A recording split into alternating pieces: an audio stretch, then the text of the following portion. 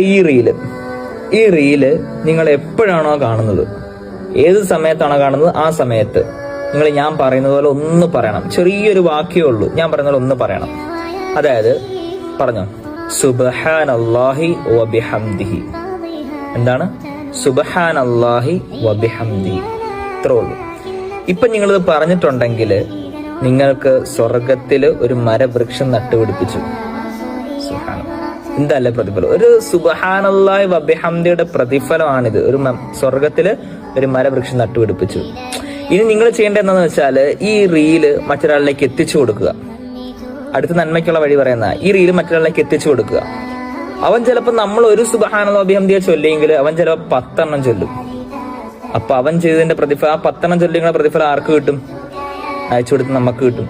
ഇനി അവൻ ചിലപ്പോൾ മറ്റൊരാളിലേക്ക് അയച്ചു കൊടുത്തു, അവൻ ചിലപ്പോൾ അങ്ങനെ ഷെയർ ചെയ്ത് കുറേ ആളുകൾ ഇങ്ങനെ ചൊല്ലി. അപ്പൊ ഇതിന്റെ എല്ലാം പ്രതിഫലം ആർക്ക് വരും?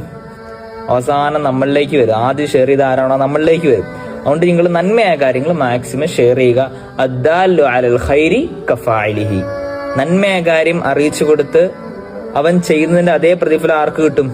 അറിയിച്ചു കൊടുത്തവനും കിട്ടും ഇൻഷാ അല്ലാഹ്.